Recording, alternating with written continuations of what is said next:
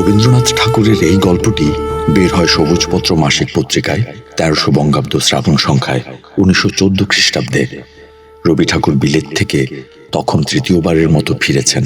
নারীদের অবমাননা আর অসঙ্গতি নিয়ে ভারতবর্ষের বিভিন্ন বিষয় তাঁকে আন্দোলিত করে। সেই চিন্তাটুকু মাথায় নিয়েই তিনি গল্পটি লেখেন। প্রত্যক্ষ অভিজ্ঞতা, নারী মুক্তি আন্দোলন আর ইবসেনের নাটক। দেশে ফেরার সঙ্গে সঙ্গেই প্রমথ চৌধুরী রবীন্দ্রনাথকে সবুজপত্রে কলম ধরার জন্য আহ্বান জানান। রবীন্দ্রনাথ লিখেন তাঁর ৩ নম্বর গল্প স্ত্রীর পত্র। সেখানে যেমন আছে মৃণালিনী চরিত্র, তেমনি আছে বিন্দু চরিত্রটি, স্নেহলতা বিন্দু। তুমি যখন আমাদের বাড়িতে বউ হয়ে এলে তখন আমাদের পিসিমা তীর্থ থেকে ফিরলেন। তোমাকে তার ঘরে ডেকে নিয়ে গেলেন, এক গুচ্ছ চুড়ি হাতে দিয়ে বললেন, তোমার আর নরেনের বিয়েতে থাকতে পারলাম না। তারপর ঘুমটা সরিয়ে এই সুন্দর মুখখানা দেখে বললেন, বাহ কি সুন্দর মুখখানা, একদম আলো করা।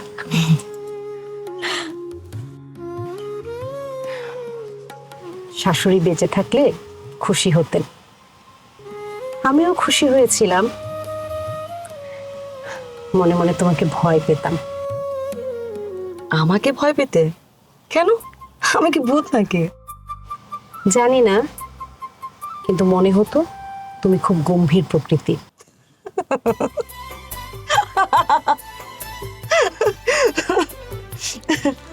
বর্দি, আমি ভাগ ভাল্লুক কিচ্ছু না, আমাকে ভয় পাওয়ার কিছু নেই।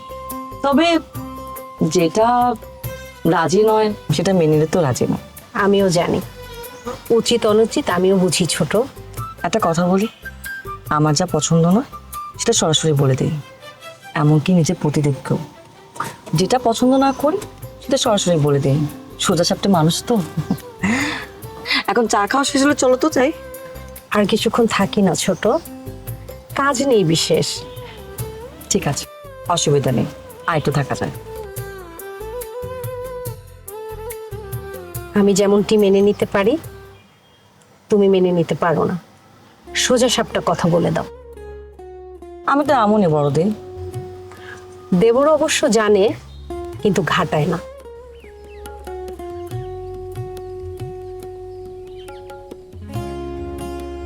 চা খাওয়া শেষ হলে চলো তো, গোয়াল ঘরে যেতে হবে, গরুকে ভুসি খাওয়ানো দরকার। না জানি এখন সব চেটে চুপে সব খেয়ে ফেলেছে। চলো তো। আচ্ছা ঠিক আছে, হ্যাঁ চলো উঠি। ঠিক আছে, আমাকে দাও।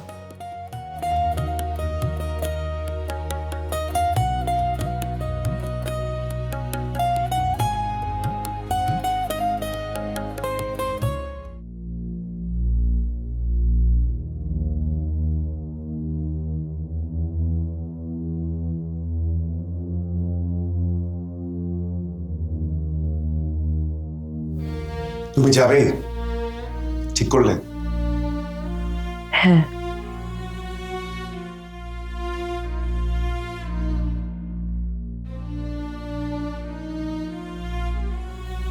আর ফিরবে না?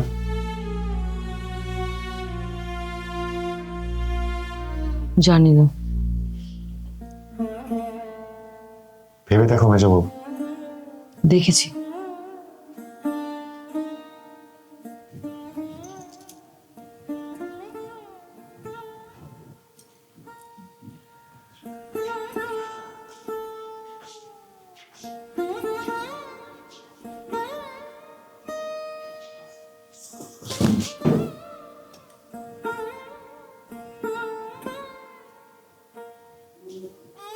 বেশ,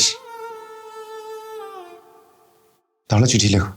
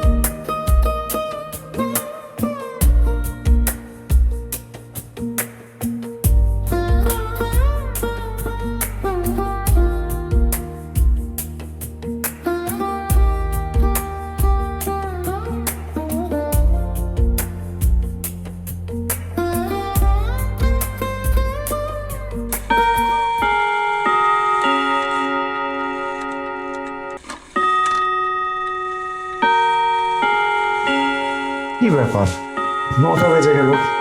মহেশ, এই মহেশ! আপনার রূপা মহেশ, মহেশ, যাই বলবো, আমি মেজো করতে ঘরে ঘরে কি করে দেবো? না লাগবে।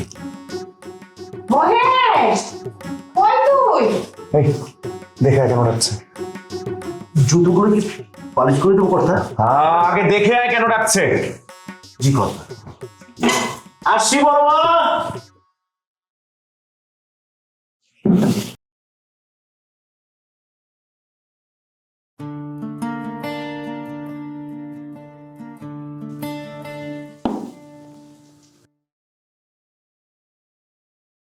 শ্রীচরণ কমলেশু। আজ 15 বছর আমাদের বিবাহ হয়েছে। চিরদিন কাছেই পড়ে আছি। মুখের কথা অনেক শুনেছ, আমিও শুনেছি। চিঠি লেখার মতো ফাঁকটুকু পাওয়া যায়নি।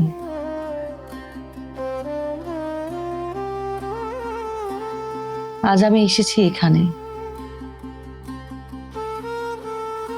একটু হাওয়া বাতাস খাবো নির্জনে বসে।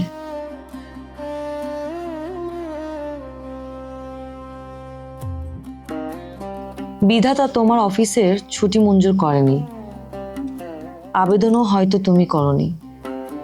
তুমি আছো তোমার কাজ নিয়ে, তাই তুমি দরখাস্তও করলে না। বিধাতার ইচ্ছাও ছিল না। আমি একলাই এসেছি এই দূরপ্রান্তে।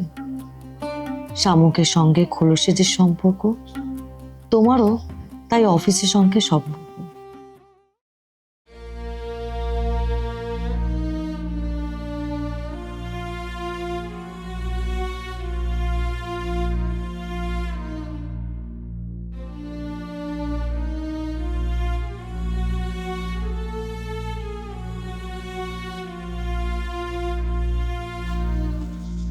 কি ব্যাপার মহেশ, এত দেরি করলি কেন? কথা হবু চিঠি আমার চিঠি? বড় মা দিলেন, বললেন মেজর হয়তো হবে, পিয়ন দিয়ে দিয়েছে।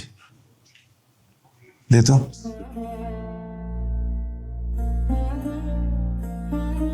জুতোগুলো কি কালি করে দেবো?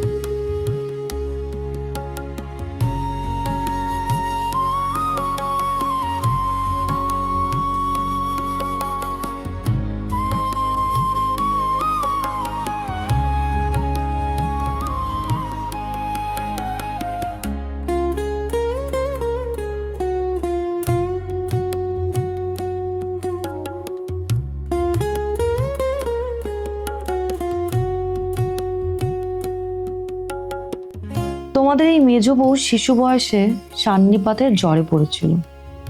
আমার ছোট ভাইটিও জ্বরে পড়েছিল। সেই ভাইটি মারা গেল, আমি বেঁচে উঠলাম। পাড়ার মানুষ বলতে লাগলো মৃণাল মেয়ে কিনা, তাইও বাঁচলো। বেটা ছেলে হলে কি রক্ষা পেত? চুরি বিদ্যাতে জম পাকা, দামি জিনিসে তার লোভ। আমার মরণ নেই, মেয়েদের মরণ হয় না সহজে। সেই কথাটাই বোঝানোর জন্যই চিঠিখানা লিখতে বসেছি। কথা হবু পালিশটা কি হলো?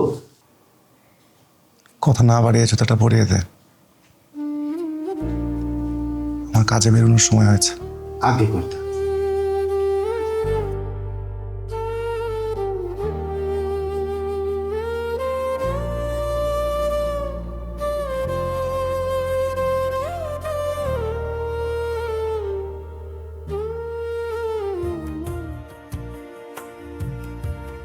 তোমার দূর সম্পর্কের মামা তোমার ভাগ্নে নীরদকে সঙ্গে নিয়ে কনে দেখতে এলেন। আমাদের পাড়াগা দুর্গম এলাকা, সেখানে দিনের বেলায় শেয়াল ডাকে। স্টেশন থেকে রাত ক্রোশ সাকরা গাড়িতে এসে বাকি 3 মাইল পায়ে হেঁটে বাড়ি এসে পৌঁছালেন।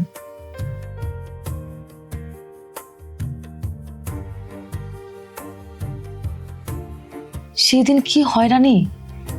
বাংলাদেশের রান্না খেলেন প্রহসন করে।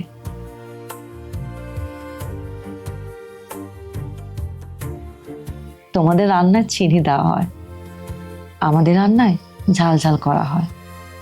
তোমাদের মামা অনেক ঠাট্টা করলেন।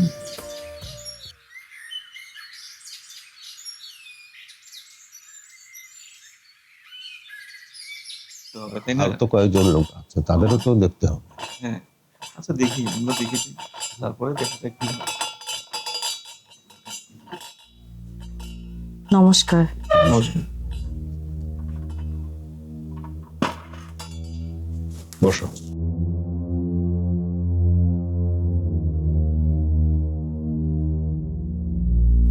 মুখটা দেখি তো। মুখখানা তো মোটের উপর ভালো। নামটা কি তোমার? আগে মৃণাল। মৃণাল মানে? পত্রের ডাটি। ও, পত্রের ডাটা। আচ্ছা, তুমি কি ডাটা চচ্চড়ি রাখতে পারো নাকি ঝাল বেশি দাও? মামা, হ্যাঁ? আমার কিন্তু পছন্দ হয়েছে। জেনে খুশি হলো। তো এত দূরের রাস্তা, হ্যাঁ, এতটা পথ সেকরা গাড়িতে এসে তারপর আবার এতটা হেঁটে এই বাড়িতে আসাটা, আমার মনে হয় আসাটা বিফলে যাবে না। মনে হয় তো এখানে দিনের বেলা তো শিয়াল ডাকে। বাবার বুক দূর দূর করতে লাগলো। মা ঠাকুরের নাম জপ করতে লাগলো। জমিদারকে পাড়াগাঁয়ের বাঙালি মেয়ে কি সন্তুষ্ট করতে পারবে মেয়ের রূপের উপর ভরসায়? যারা দেখতে এসেছে, যে দাম দেবেন তারই টান দাম। তোমাদের বাড়িতে উঠলাম অবশেষে। আমার লুকোবার জায়গা ছিল না। পাথরের মতো চেপে বসলো তোমাদের বাড়িটা। পাড়াগাঁয়ে ছিলাম। পাড়াগাঁয়ে মেয়েটিকে দুজন পরীক্ষক দুজোড়া চোখ দিয়ে পেয়াদার মতো দেখতে থাকলো। পাখি আমার নীড়ের পাখি, পাখি আমার নীড়ের পাখি, অধীর হলো অধীর হলো কেন জানি, পাখি আমার নীড়ের পাখি, পাখি আমার নীড়ের পাখি, আকাশ কোণে যায় সোনাকি, ভোরের আলোর কানা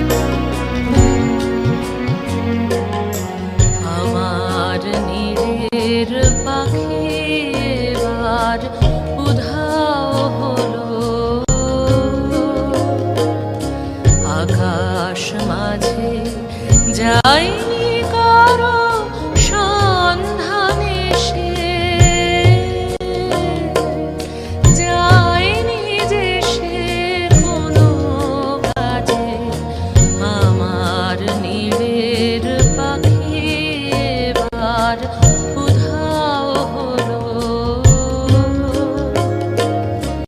আকাশ মাঝে যায়নি কারো সন্ধানে সে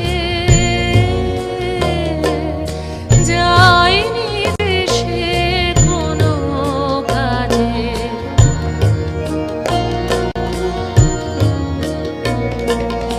গানের ভরা উঠল ভরে চারিদিকে তাই উজাড় করে নীরব গানের সাগর মাঝে আপন প্রাণের সকল বাণী পাখি আমার নীড়ের পাখি অধীর হলো অধীর হলো কেন জানি পাখি আমার নীড়ের পাখি পাখি আমার নীড়ের পাখি পাখি আমার নীড়ের পাখি।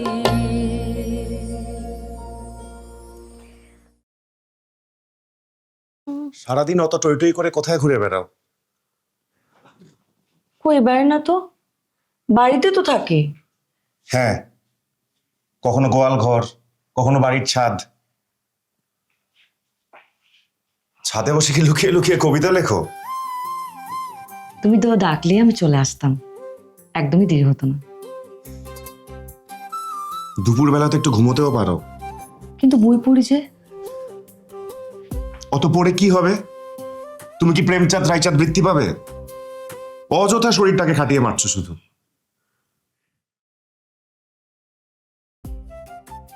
যেটাকে শরীর বলছো সেই শরীর তো থাকবে না গো, কিন্তু বই পড়া সারা জীবন থাকবে, পুরো একটা জীবন। এই ছাড়া আর কি নিয়ে থাকবো বলো? আমার যে রূপ আছে সে কথা ভুলতে তোমাদের বেশি দিন সময় লাগেনি, কিন্তু আমার যে বুদ্ধি আছে সেটা পদে পদে স্মরণ করতে হয়েছে, বিশেষ করে তোমাকে। মেয়ে মানুষের অত বুদ্ধি থাকা ঠিক নয়। মা আমার বুদ্ধির জন্য উদ্বিগ্ন ছিলেন, মেয়েদের জন্য এটাই বালাই। মেয়েরা যদি বুদ্ধি মেনে চলে তবে ঠক্কর খেয়ে খেয়ে কপাল ভাঙবে। বিধাতা অসতর্ক ভাবে এটা আমাকে অনেকখানি দিয়ে ফেলেছেন।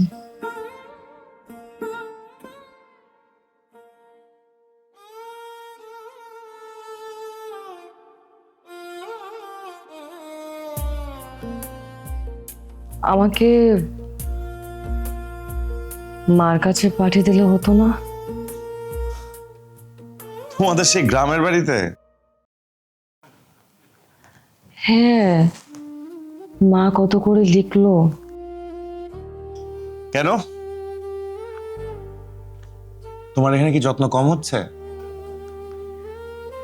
না না, তা না, দিদির তো অনেক কাজ।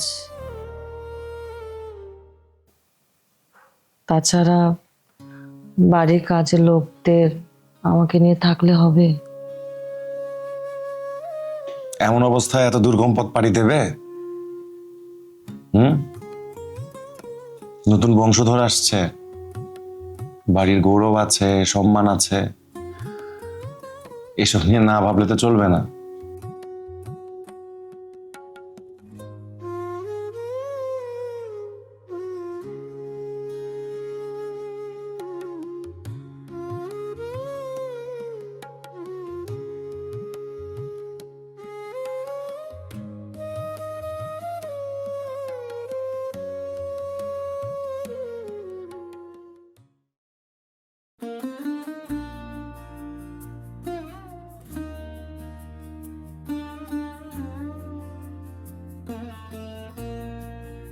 মৃণাল, কি করছো? তোমার হিসাবের খাতা দেখি মেলা ভুল।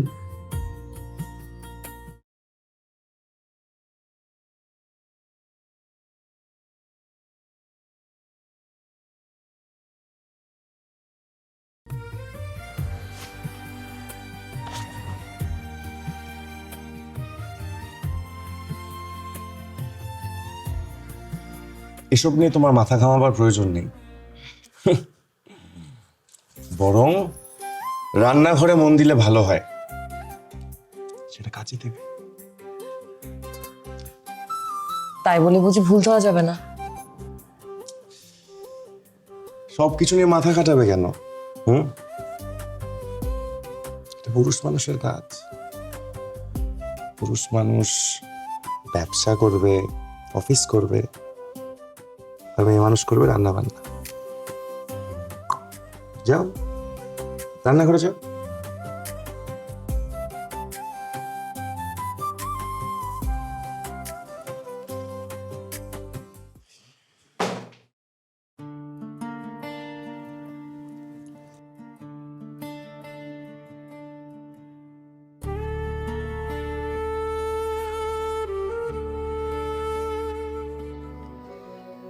মাঝে মাঝে তব দেখা পাই, চিরদিন কেন পাই না?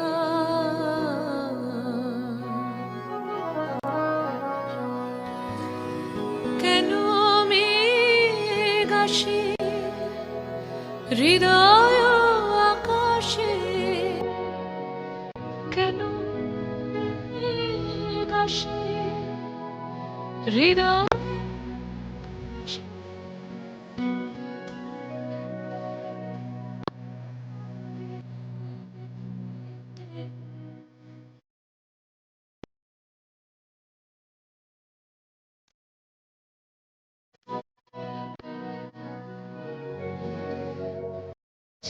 মাঝে তো দেখা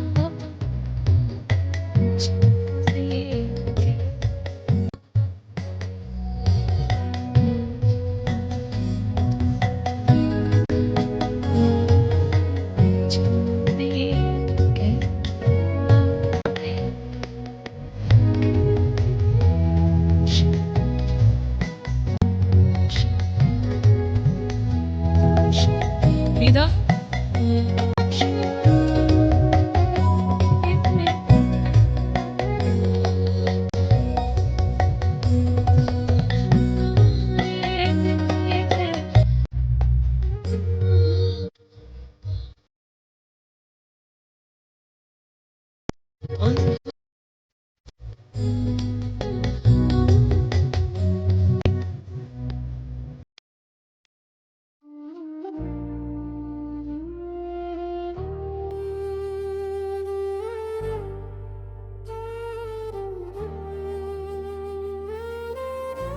আমার ছোট্ট টবের গাছে জল ঢালি যখন হাওয়া আসে, পুকুর পাড়ে বসি, ব্যাকুল করা ফুল গাছগুলো গন্ধ ছড়ায়। রাতে একা একা জানালায় দাঁড়ায়, নিঝুম আধার ভেঙে গাছগুলো কথা বলে। আমার মধ্যে যা কিছু তোমাদের মেজ বউকে ছাড়িয়ে গেছে, সেটা তুমি পছন্দ করনি বলে উত্তর দাওনি। 15 বছর সংসার ধর্ম ছিল আমার, তোমাদের কাছে ধরা পড়নি। গরু বাছুরগুলো নিয়ে পড়েছিলাম, ওরাই আমার আপনজন হয়ে গেছিল। পুকুর পাড়ে বসে মিঠুর জল দেখতাম।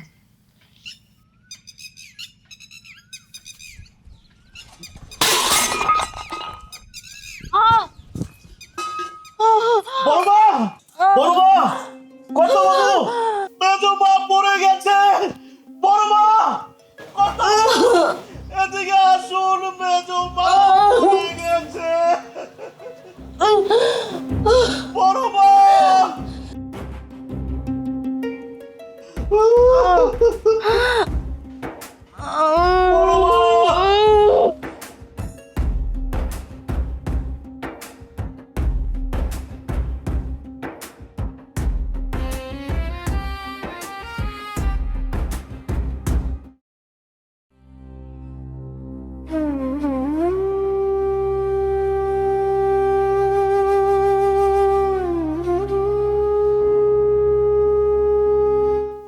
হাসপাতালে টানাটানি করেও কোনো লাভ হতো না, বাচ্চাটা মারা গেছে।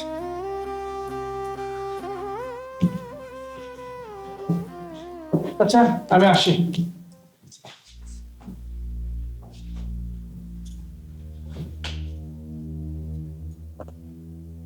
বলেছিল একটু সাবধানে থাকবি।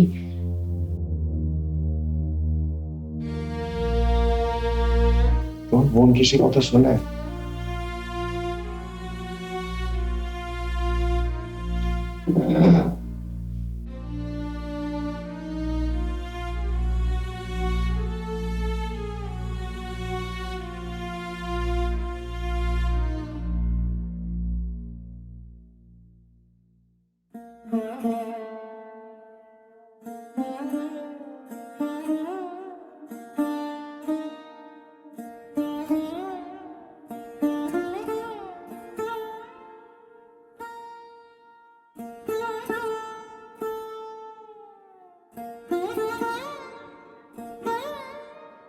আমার মেয়েটির জন্ম না নিয়ে চলে গেল, বাঁচানো গেল না। সন্ধ্যা তারার মতো এসেছিল, চলেও গেল। জন্মের সময় আমাকেও ডেকেছিল, বেঁচে থাকলে নাম রাখতাম সন্ধ্যা তারা। ক্ষণকালের জন্য এসে অন্ত গেল। মা হওয়ার দুঃখটাই পেলাম, কিন্তু মা হওয়ার মুক্তিটাও পেলাম না।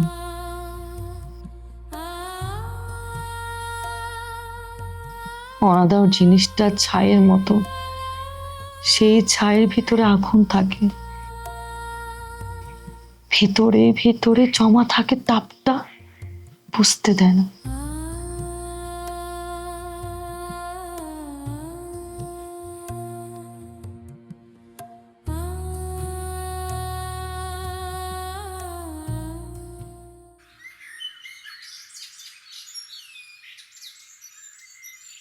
দিদি,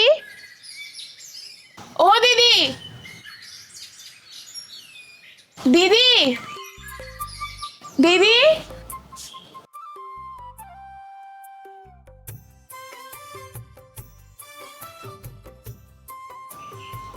বড্ড তো স্নানে গেছে, এখনই চলে আসবে। ভেতরে এসো।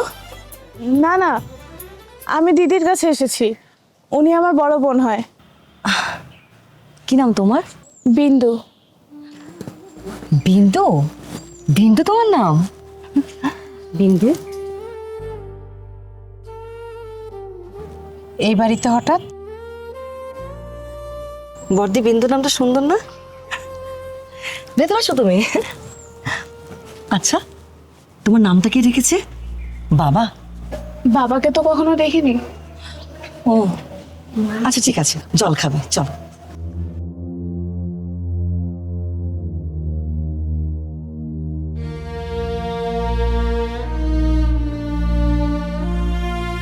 নিরাশ্রয় মেয়েটির পাশে দাঁড়ালাম, কাছে টেনে নিলাম। বিন্দু তার নাম। পরিবারে যেন সুবিধা ধরে পাওয়া গেছে।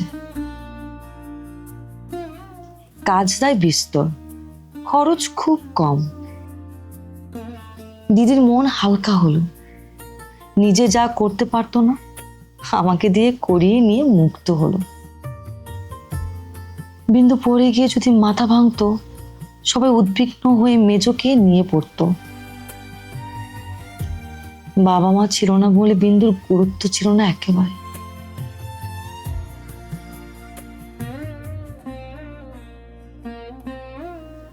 বিশ্ব সংসারে বিন্দুরা জন্মায় শর্ত ছাড়া, অধিকার ছাড়া। দিদি, দিদি, দিদি, দিদি। শরৎ, তুই কখন এলি? কাল। কেমন আছো তুমি? ভালো আছে। এখন কোথায় ছিলে তুই? ছিলাম বন্ধুর হোস্টেলে। শোন না, তোকে খুব দেখতে ইচ্ছা হয় জানিস, তুই আমার একমাত্র ছোট ভাই। মাঝে মাঝে খুব ইচ্ছা হয় ভাই ফোঁটা দিতে, কিন্তু চাইলেও পারি না। জামাইবাবু মনে হয় একটু 2-3টে গালমন্দ করতেই পারে, তাই না? তুই লেখাপড়া ঠিক মতো করিস নাকি এখন রাজনীতিতে আছিস? একটু একটু না করলে হয় দিদি? শোনো, আমি অনেক হিসাব নিকাশ করে দেখলাম, অনেক ভেবেচিন্তে দেখলাম, রাজনীতি ছাড়া আমার চলবে না। স্বদেশী রাজনীতি। আর লেখাপড়াটা কে করবে? খেতে দাও তো, বড় জোর ক্ষুধা পেয়েছে, দাও না। আচ্ছা আচ্ছা, খেতে দিচ্ছি। আমাকে চল, যেতে হবে আবার। যেতে হবে? হ্যাঁ, কাজ আছে। আচ্ছা, আগে খেয়ে নে। হ্যাঁ। চল।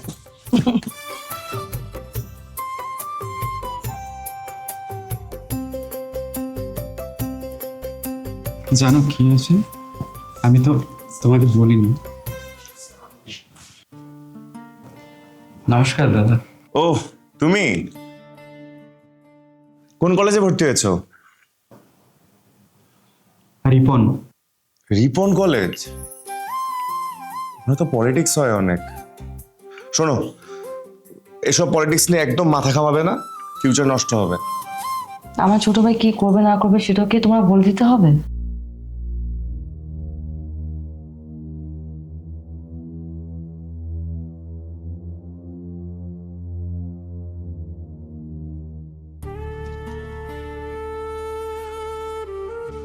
বিন্দু, বিন্দু, এই বিন্দি, কি রে? জ্বর টর তো কিছু নেই, বসন্ত টসন্ত কিচ্ছু হয়নি, আর শরীরের লাল দাগগুলোও তো মিলিয়ে গেছে।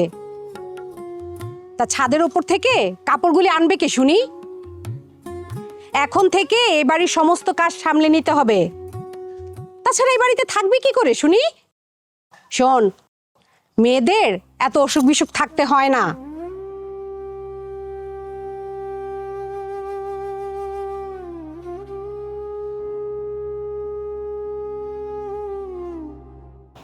তুমি দেখি বিন্দুকে কাজের মানুষের সঙ্গে হিল্লে করে দিলে বর্দি। মোটা ব্যবস্থা দেখছি। এই বাড়িতে থাকতে হলে এছাড়া আর কোনো উপায় নেই ছোট। বাড়ির সুবিধা পাওয়া গেছে, দাসী বৃত্তি। খুব দুঃখ লাগছে, আমার লজ্জাও লাগছে বর্দি। আসছি।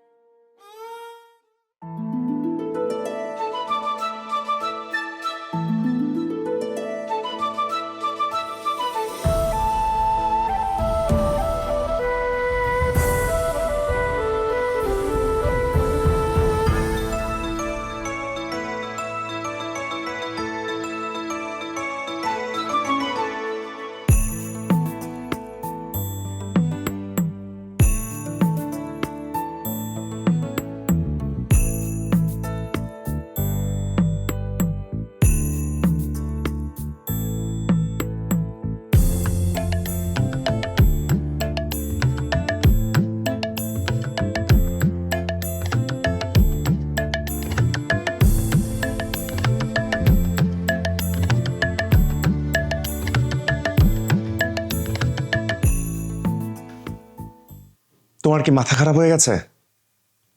মাথা খারাপ হওয়ার মধ্যে কি দেখলে? কি দেখলাম? বাড়িতে একটা বসন্ত রোগী পুষে রেখেছো। আরে লাল লাল দাগগুলো তো মিলিয়ে গেছে। বড়দি বললো কিছুদিন বাসায় রাখো, তারপর হাসপাতালে নিয়ে যেও। বিন্দুর তাহলে হলোটা কি? কিছু হলে তো বলবো নাকি? ডাক্তারবাবু সেদিন এসে বললো বাসায় রাখো কিছুদিন।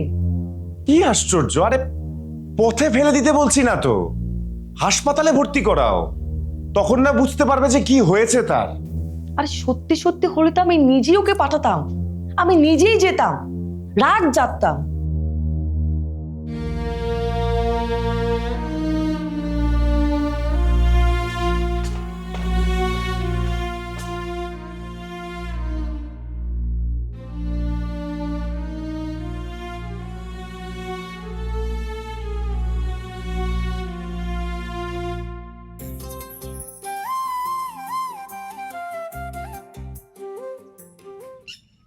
এ বাড়িতে যখন প্রথম এসেছিলাম খুব ভয় করছিল,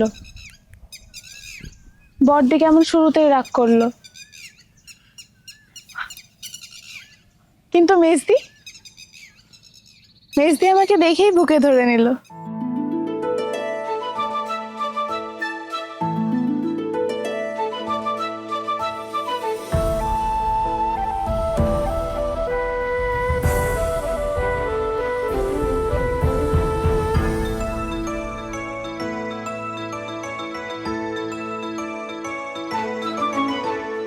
রাঙিয়ে দিয়ে যাও যাও যাও গো এবার যাবার আগে, রাঙিয়ে দিয়ে যাও যাও যাও গো এবার যাবার আগে, তোমার আপনের আগে, তোমার গোপনের আগে, তোমার তরুণ হাসির অরুণ রাগে, অশ্রু জলের করুণ রাগে, রাঙিয়ে দিয়ে যাও যাও যাও গো এবার যাবার আগে।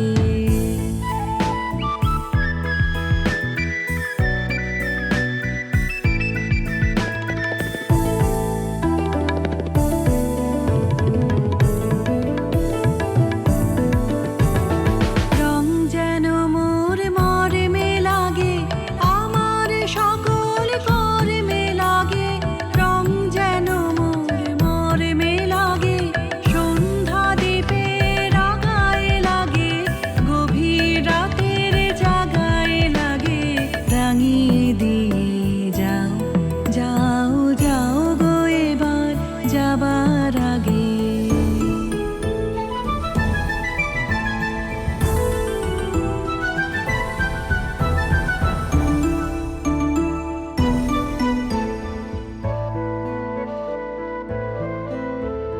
যাবার আগে যাও গো আমায় জাগিয়ে দিয়ে, রক্তে তোমার চরণ দোলা লাগিয়ে দিয়ে, যাবার আগে যাও গো আমায় জাগিয়ে দিয়ে, আধার নিশার বক্ষে যেমন তারা জাগে, পাষাণ গুহার কক্ষে নিঝর ধারা জাগে, মেঘের বুকে যেমন মেঘের মন্দ্র জাগে, বিশ্ব নাচের কেন্দ্রে যেমন ছন্দ জাগে, তেমনি আমায় দোল দিয়ে যাও যাবার পথে আগিয়ে দিয়ে, কাঁদন বাঁধন ভাগিয়ে দিয়ে, রাঙিয়ে দিয়ে যাও যাও যাও গো এবার যাবার আগে, তোমার আপনের আগে, তোমার গোপনের আগে, তোমার কি তোমার হলো? এখনো তৈরি হওনি না? মেয়ে মানুষ কি খুঁজছো? গলার নেকলেসটা। সোনার গয়না পাচ্ছ না? দেখো কে নিয়ে গেছে।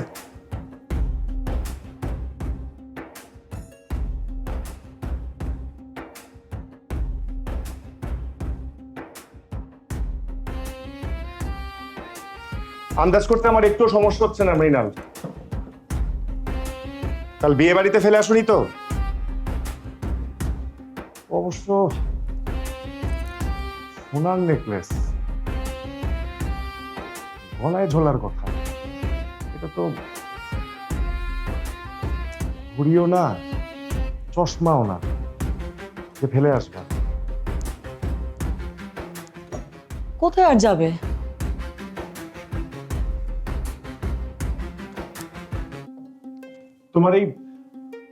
তোমার এই সোনার গয়না হারানোর ব্যাপারটা আমার একদমই ভালো লাগেনি মৃণাল। কি নিতে পারে?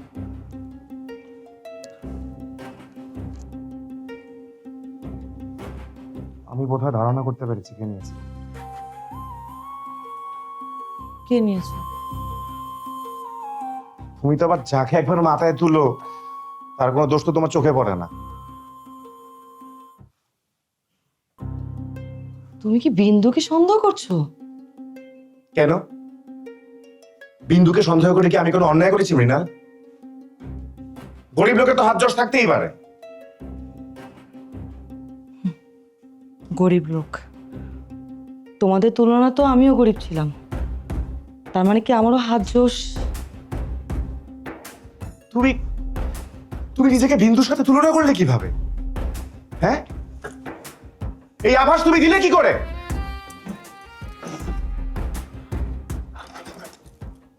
এই তো, এই যে সোনা গহনা।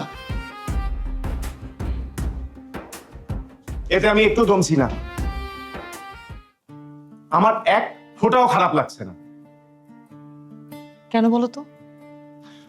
ওই যে বলি সারাক্ষণ পায়পোষ নিয়ে থাকো, তাই তো বলছি। পিসিমা যে তোমাকে একটা নতুন শাড়ি দিয়েছে পুজোর সময়, সেটা কোথায় বলো? সেটা কোথায় গেল? আমি তো দেখছি না কোথাও। সোনার গয়না না হয় পেলে, শাড়িটা কোথায়? তোমার শাড়ির কথা মনে আছে না? শাড়িকে তুমি খুব ভালোভাবে চিনতে পেরেছো। কই, আমাকে চিনতে পারোনি? কখনো তো আমাকে বোঝার চেষ্টা করোনি। তুমি বিন্দুকে শাড়িটা দিয়ে দাওনি তো? হ্যাঁ দিয়েছি, বেশ করেছি। তাতে কি তুমি অখুশি হয়েছো? আহ!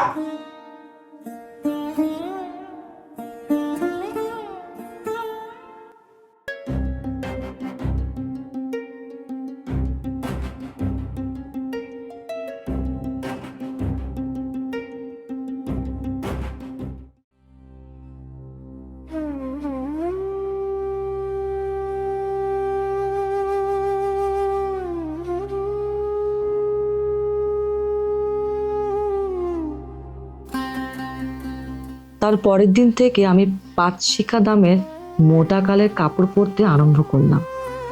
আর বিন্দু যখন এইটো বাসন কোসন ধুতে এলো, বাধা দিলাম। কলপারে নিজে বসে ধুয়ে নিচ্ছিলাম। তোমরা অখুশি হলে ঠিক, আমাকে খুশি করার প্রয়োজন পড়লো না। বিন্দুকে বাড়ি থেকে বের করেনি, কারণ তোমরা হয়তো আমাকে মনে মনে ভয় পেতে।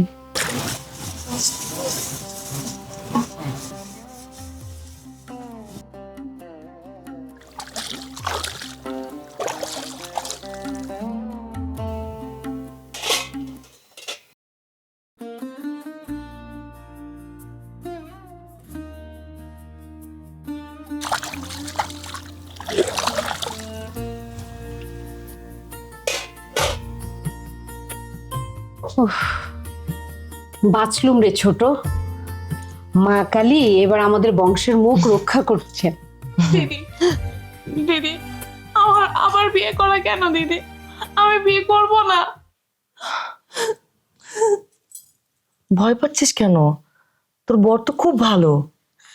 তোমরা কানে শুনেছ, চোখে কি আর দেখেছ?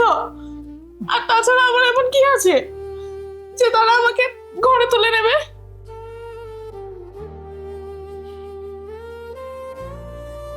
স্বামীর সংসারে মেয়েদের বড় সংসার, মনে রাখিস বিন্দু। আমি যদি মারা যাই তখন তোর কি হবে বলতো? কে তোকে দেখবে? না, দরকার হয় আমি তোমাদের গোয়াল ঘরে পড়ে থাকবো, তাও আমার বিয়ে দিও না দিদি। বিন্দি, তুই দেখতে কালো, একবার আয়নায় নিজের চেহারাটা দেখেছিস? বিয়ের আর 5 দিন আছে, এর মধ্যেও কি আমার মরণ হবে না? এর মধ্যে আমাকে ফেলে দিও না।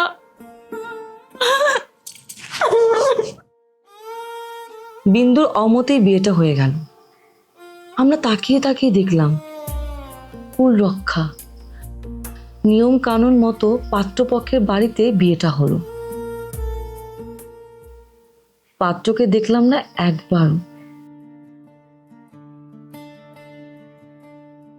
তুমি ও ভাসুরমশাই বলল এটা প্রথা, বিয়েটা ওখানেই হবে। আবার একদিন বিন্দু বাড়িতে ফিরে এলো, তারপর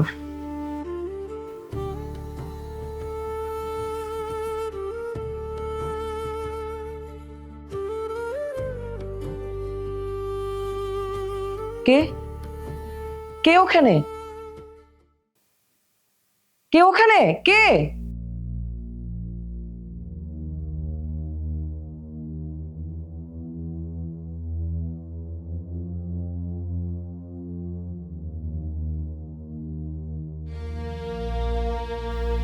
তুই তুই কোত্থেকে?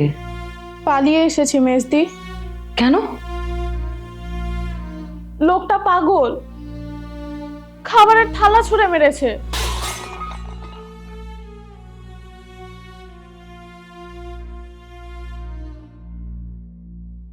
আরে মিথ্যে কথা বলছে। বিন্দু কখনোই মিথ্যা কথা বলে না, এবং সেটা আমি অনেক আগে থেকে বুঝেছি। মৃণাল, তুমি কিন্তু আমাকে কোনো রকম অসুবিধায় ফেলো না।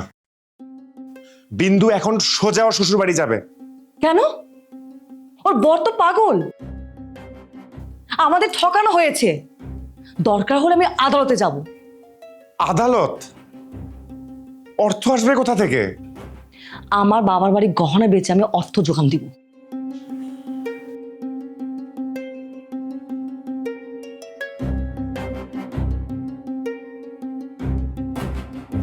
আমরা যখন বাঘ বেতনটায় ব্যস্ত, বিন্দুর ভাসুর মশাইয়ের কাছে গেল, বলল আমাকে শ্বশুর বাড়িতে রেখে আসুন দাদা।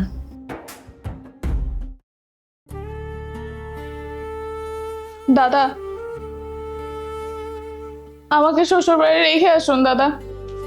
উফ, বলো হঠাৎ স্মরণ করলে কেন?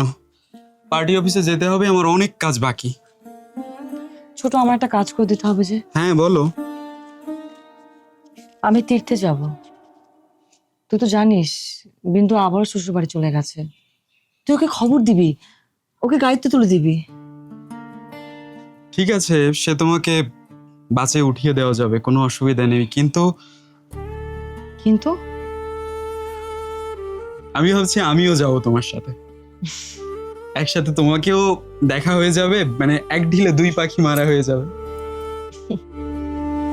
চলো আমি বের হব তাহলে। একটু জলখাবার খেয়ে যা। না, আজ সময় নেই।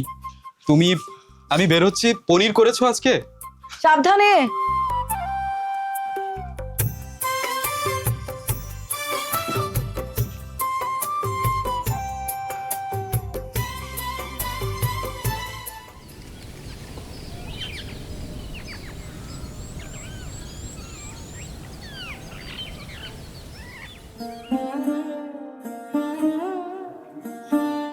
কি তুই একা?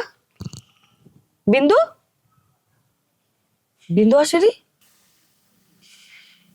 দিদি, বিন্দু তারপর শ্বশুর বাড়ি থেকে ওর খুড়তুতো ভাইদের বাড়িতে আশ্রয় নেয়, কিন্তু সেখানেও থাকতে পারেনি। ওর ভাইয়েরা ওকে জোর করে আবার শ্বশুর বাড়িতে দিয়ে আসে। সে তো ভালো কথা। শোন, শ্বশুরালয় হচ্ছে নারীর স্বর্গ।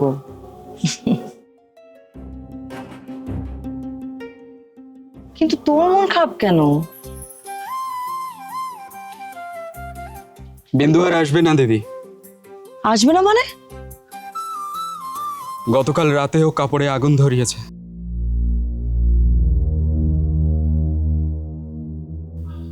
আত্মহত্যা ছাড়া ওর কোনো পথ আর বাকি ছিল না।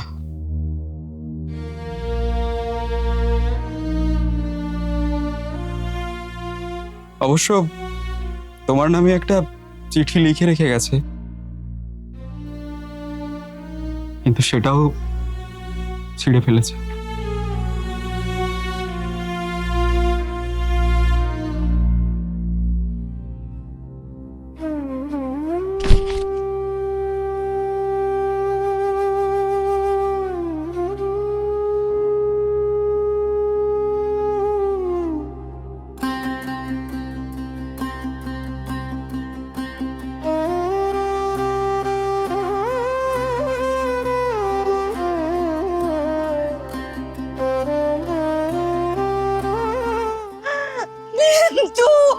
মৃণাল, মৃণাল,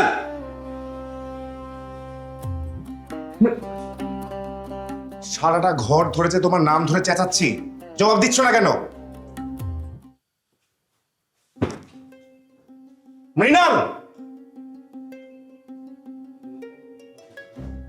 তুমি কি বিন্দুকে আবারও নিয়ে আসছো?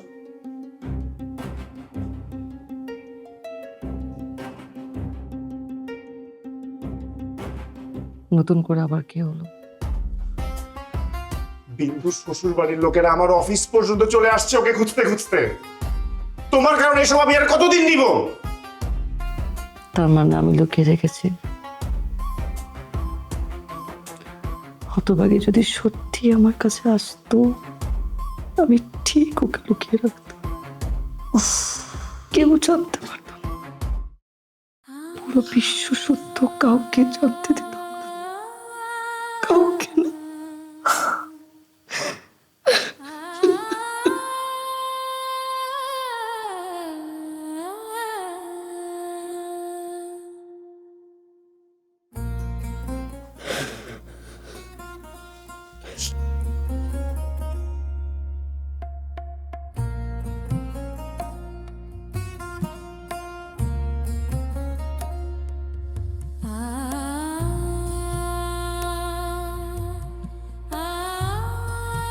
যাক, শান্তি পেলুম। দেশশুদ্ধ মানুষরা বলতে থাকলো কাপড়ে আগুন ধরানোটা ফ্যাশন হয়ে দাঁড়িয়েছে। নারীক্র শাড়িতে আগুন দেয়, বীর পুরুষদের কথায় আগুন দেয় না। বিন্দু এবার মরল, মরে গিয়ে সবাইকে নিস্তার দিয়ে গেল। বড়দি লুকিয়ে কাঁদল শুধু। সেই কান্নায় মন খারাপ হয়, কিন্তু তাতে সব রক্ষা হয়েছে। মরেছে বই তো বেশি কিছু নয়। বেঁচে থাকলে কি না হতে পারতো।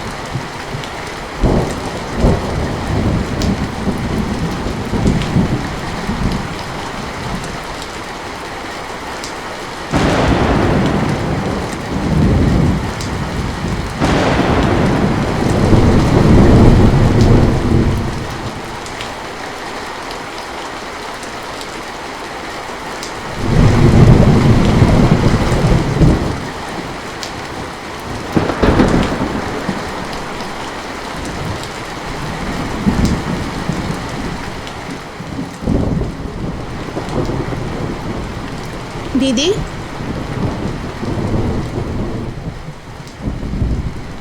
তাহলে তোমরা আমাকে ত্যাগ করলে? জানিস, মাঝে মাঝে অন্ধকার খুব ভালো লাগে, আর বৃষ্টি এসে অন্ধকারের মতো সবকিছু ধুয়ে মুছে নিয়ে চলে যায়।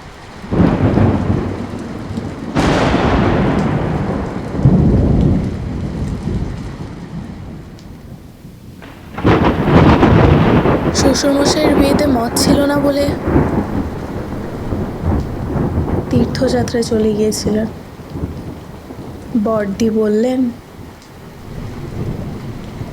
পাগল হোক ছাগল হোক, স্বামী বলে কথা। আমারও কি আর ফেরা হবে স্বামীর বাড়ি? এই বৃষ্টিতে ভিজতে চাই, ভাল লাগছে।